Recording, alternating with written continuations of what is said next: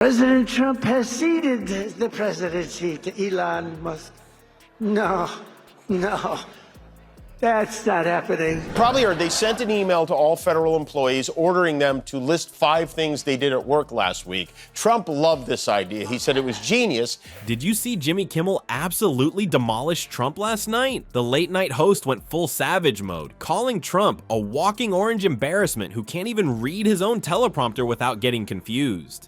Meanwhile, Trump was busy trying to explain away Elon Musk's weird loyalty ultimatum email. It's like watching a middle school kid trying to explain why his billionaire friend is making him do weird stuff for attention.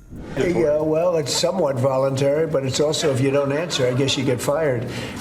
What it really is do people exist? This video breaks down the whole hilarious mess. Before we move on, I'd like to ask you a small favor. If you appreciate this content, please take a second to like this video and subscribe to the channel.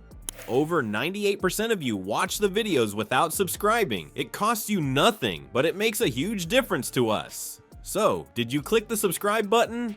Great. Thank you so much. Now, back to the video. Did you catch Jimmy Kimmel's latest Trump takedown? It started with his typical monologue. You know, the usual late night chit chat about celebrities and daily news. But then, without warning, Kimmel shifted gears and went absolutely nuclear on the former president. Kimmel began by addressing Trump's recent rally performances, where he's been struggling more than usual with that pesky teleprompter. Trump was squinting at those words like they were written in ancient hieroglyphics. Kimmel joked, before launching into a spot-on impression of Trump trying to pronounce infrastructure that had the audience in stitches. But that was just the warm-up. Kimmel really turned up the heat when he compared Trump to a melting orange crayon that somehow learned to talk. The audience roared as Kimmel questioned whether Trump's brain was actually just cotton candy in a blender, given his recent string of confused statements at rallies. The jokes got progressively more brutal as Kimmel connected Trump's apparent mental fog to his relationship with Elon Musk. Trump can't even understand what day it is, Kimmel quipped, let alone what his billionaire puppet master is demanding in those emails. The audience was practically falling out of their seats at this point.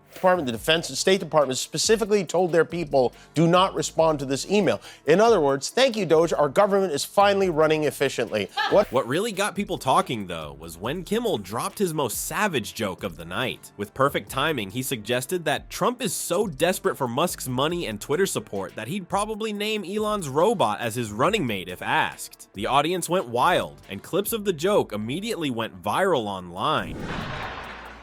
But Elon's done an amazing job. Isn't it nice to have smart people that we can rely on? While the audience was still laughing at Kimmel's robot VP joke, Trump was busy across town trying to explain away something much more damning. When reporters cornered the former president about Musk's leaked ultimatum email, we got to witness what might be the most spectacular display of verbal gymnastics since he tried explaining what COFEF meant.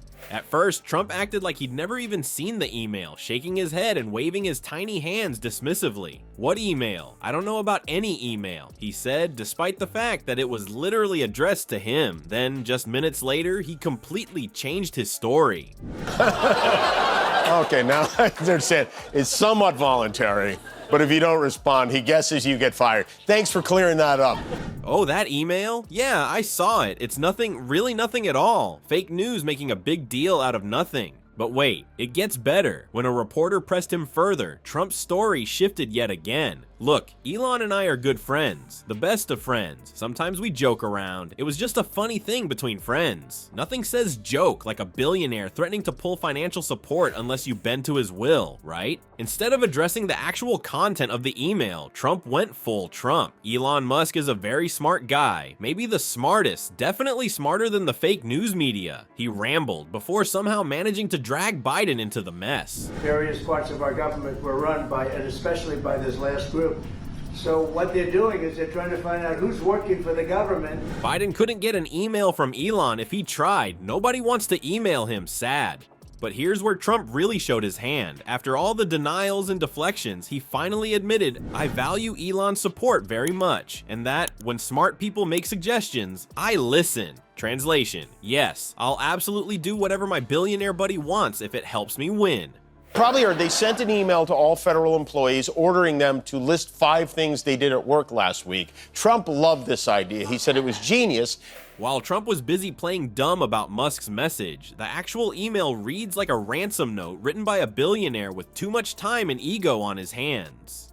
Let's peek at what Elon actually wrote to Trump, and trust me, it's way worse than either of them wants to admit. President Trump has ceded the presidency to Elon Musk.